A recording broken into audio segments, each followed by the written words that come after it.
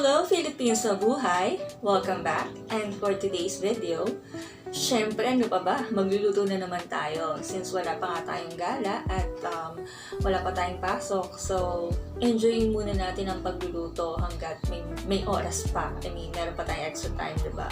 So, since may nakita kasi ako sa Facebook ng mga nakarang araw na naman, so syempre, paano natin malalaman kung masarap kung hindi natin gagayahin? So tara, introduce ko muna sa inyo yung mga kailangan. Una na dyan, syempre, yung tasty. 2 itlog. Cheese. Kamati, sibuyas.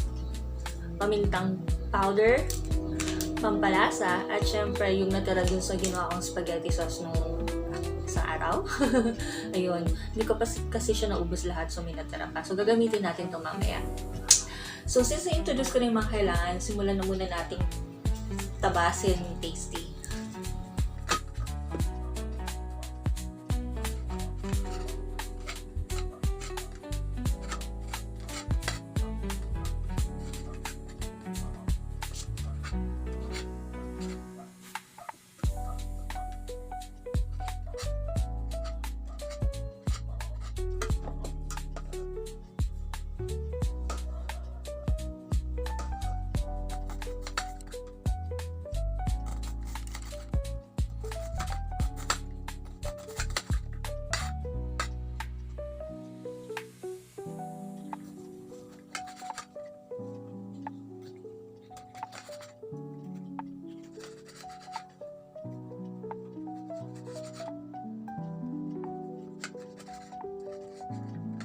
Ngayon, after nating napira-piraso yung tasty, nahiwa na ang anong tawag dito?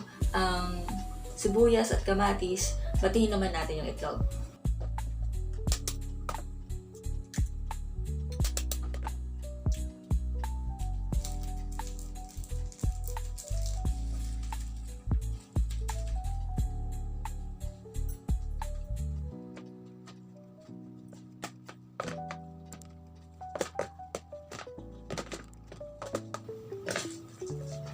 So, yan, I think okay na siya na halo na natin siya ng mabuti.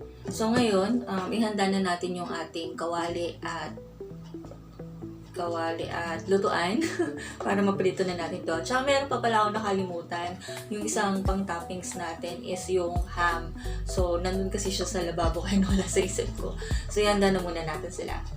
So, ayan, na-ready ko na itong ating kalan at kawali. So, magpainit muna tayo ng mantika.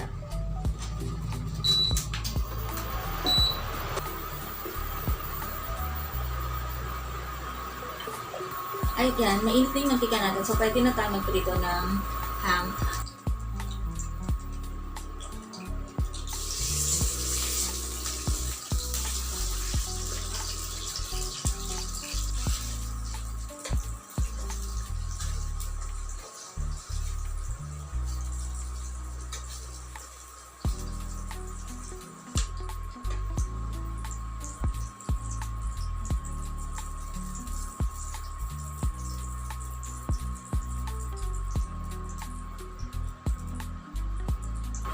Ngayon, after ng ham, isunod naman natin yung tasty na in-slice natin kanina na nilagyan natin ng eggs.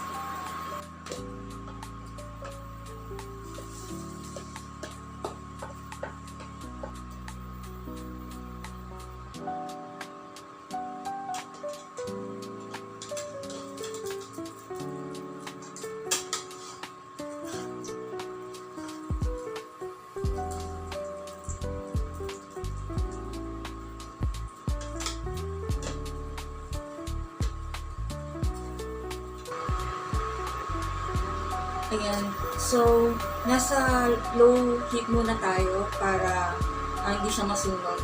So, pagkabalitan ko kanina, binulted ko siya ulit para malagyan natin ng toppings na siya habang naka-low heat.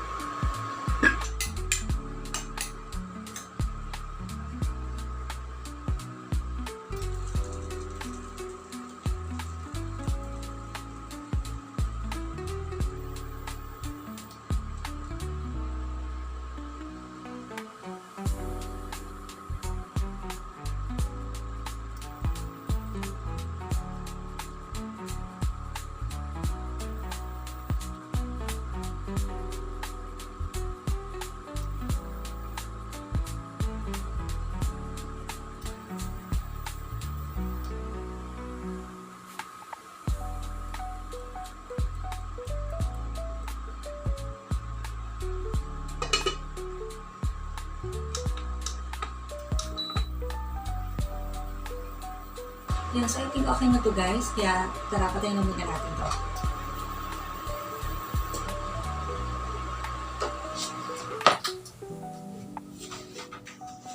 Okay, so eto na. Ready na siya. Naluto na natin yung ating, ano to parang pizza na gawa sa tasty with egg.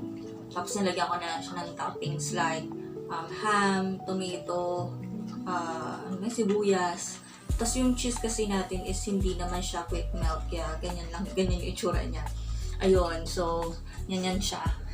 So ngayon, this is it. Tikman na natin.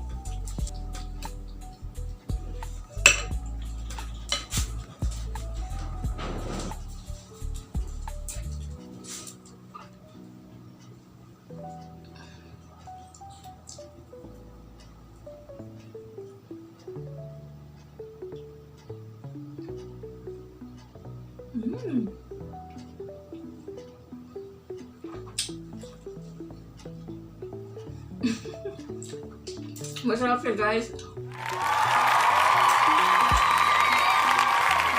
So kung nakikrave kayo ng pizza, pwede na to. Masarap. Promise. Ayun. Dahil marami yung tasty na nilagay ko, so tas 2 eggs lang siya, so parang alam mo yun, na-mix lang talaga ng maayos. So hindi naman ganun kalasa yung itlog. Kasi naigabaw pa rin yung lasa nung yung nilagay ko nga na spaghetti sauce sa ibabaw bago ko nilagay yung mga toppings. So yun. Try nyo guys, masarap siya. And this time, hindi po matabang yung luto ko. Kaya try nyo. So, yun lang po muna ulit for now. Thank you so much for watching. Ingat!